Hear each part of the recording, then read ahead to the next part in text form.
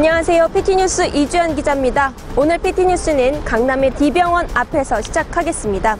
여기까지 온 이유는 메르스를 틈타 강남 D병원에서 원격 의료가 시작됐기 때문인데요. 자세한 사정 함께 보시죠.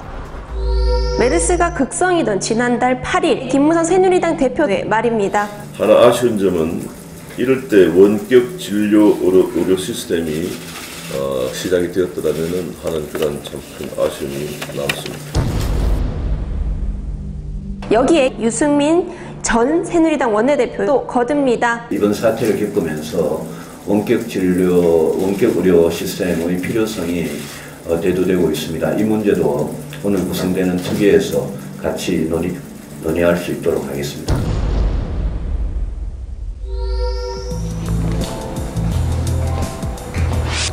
도대체 원격 의료가 뭔데 메르스의 만병통치약으로 등장한 걸까요?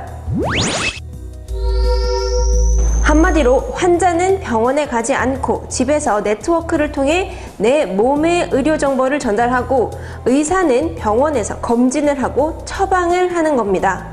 이 원격 의료를 시행할 수 있게 하는 의료법 개정안이 국회에 상정돼 있습니다. 이게 처리가 됐으면 메르스 환자나 자가격리 대상자 진료가 쉬웠을 거라는 얘기입니다.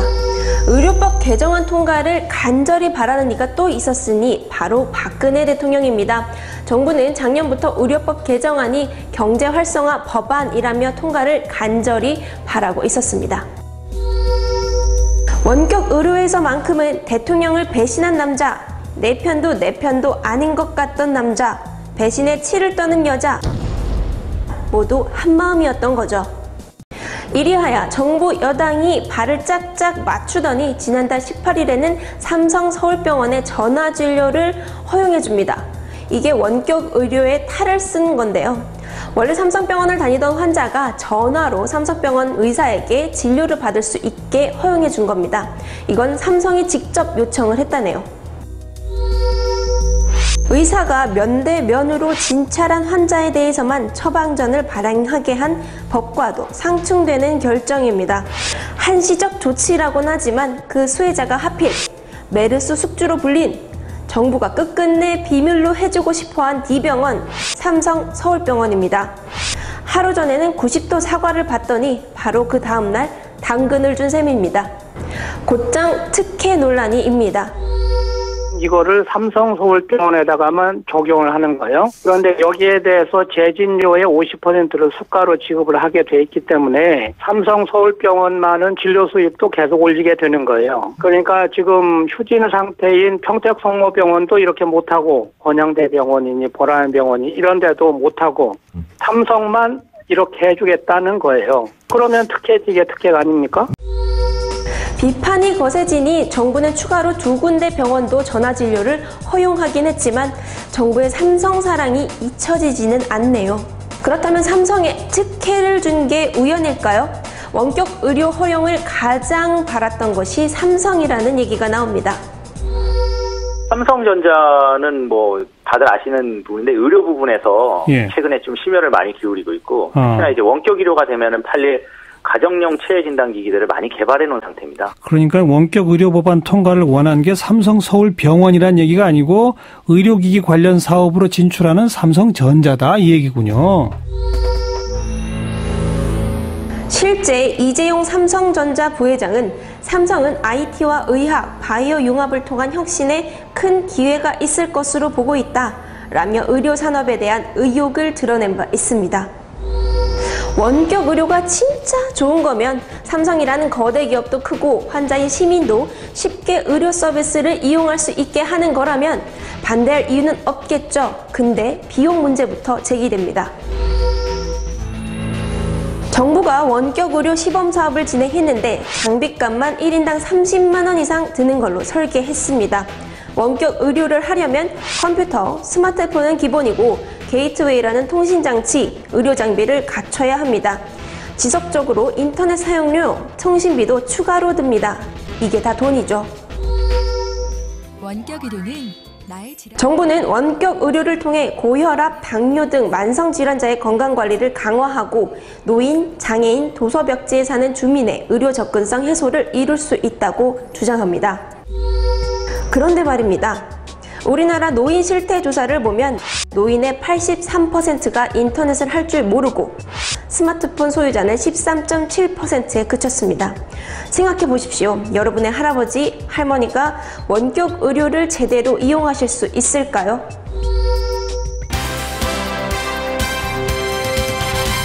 그러면 김태훈 사회진보연대 정책위원 모시고 말씀 들어보도록 하겠습니다. 안녕하세요. 네, 안녕하세요. 네, 삼성 서울병원 얘기부터 해보겠습니다. 삼성 서울병원장이 박근혜 대통령에게 90도로 허리 숙여 사과를 한 다음 날 삼성 서울병원이 원격 의료를 시행하게 됐어요. 어떻게 보면 사과와 원격 의료를 주고받은 격이라고 보여지는데 어떻게 보시나요? 네, 사실 메르스가 확산된 과정을 보면 박근혜 대통령은 삼성 서울병원장에게 사과를 받을 것이 아니라 오히려 삼성 서울병원과 함께 국민들에게 사과를 했어야 했습니다. 이런 정부의 잘못을 사과는 하기는커녕 삼성 서울병원에게 진정한 특혜를 줬습니다. 그것이 바로 한시적인 원격을 허용입니다. 그래서 사실상 제가 봤을 때는 삼성 서울병원이 이제 정부 박근혜 대통령에게 쏟아지는 비난을 대신 뒤집어 쓰면서 박근혜 대통령이 삼성 서울병원에게 그동안 삼성의 수건 사업이었던 원격 의료 허용을 대신해 준 것이 아닌가. 그래서 어찌 보면 삼성 서울병원장이 박근혜 대통령에게 사과 인사를 한 것이 아니라 감사 인사를 한 것이 아닌가, 저는 그렇게 생각까지 됩니다. 원격 의료가 도입됐을 경우 안정성 문제가 불거질 가능성은 없나요? 예, 원격 의료라는 거는 환자를 직접 만났을 때 얻을 수 있는 정보보다는 더 부족한 정보를 얻을 수밖에 없죠. 또 원격 의료 기기의 어떤 정확성이나 효과 이런 것들도 영향을 줄 수밖에 없습니다. 그래서 이런 것들이 검증돼야 된다, 이런 얘기를 하고 있습니다. 또한 원격 의료 기기 같은 경우에 결국 환자의 건강 정보를 그 기기를 통해서 온라인으로 전송되기 때문에 그 과정에서 환자의 개인 건강 정보가 유출될 위험이 있습니다. 관련해서 원격 의료에 대해 일반 국민들이 왜 관심을 가져야 한다라고 보시나요? 네, 이번 메르스 사태를 보시면요, 결국은 국가의 의료 체계가 잘못된 방향으로 흐르면 국민들의 건강과 생명을 앗아간 뿐만 아니라 이제 사회 전체가 혼란에 빠질 수도 있다는 것을 이번에 확인하셨을 것 같습니다. 특히 국민들이 이 새로운 의료 기술이 우리 국민들의 건강과 치료를 위한 진정한 기술인 건지 아니면 재벌의 돈벌이 전략에 불과한 것인지 관심을 가지고 감시하고 견제를 해야 됩니다. 그것이 바로 진정 우리 민주주의를 지키는 길이고 우리 국민들의 건강을 지키는 길이 아닌가라고 생각이 듭니다. 그래서 이번 원격 의료 문제도 국민들이 많은 관심을 가져주셨으면 좋겠습니다. 네, 오늘 좋은 말씀 잘 들었습니다. 감사합니다. 네, 감사합니다. 공공의료를 확립하고 의료 전달 체계 구축에 힘써야 할 정부는 재벌병원 특혜 주기에 급급합니다. 새누리당은 이때를 틈타 원격 의료 허용 법안 세일즈에 나섭니다. 국민은 죽음의 공포에 떨고 있는데 이게 정부 여당이 할 짓일까요? 패티뉴스 여기서 마치겠습니다. 감사합니다.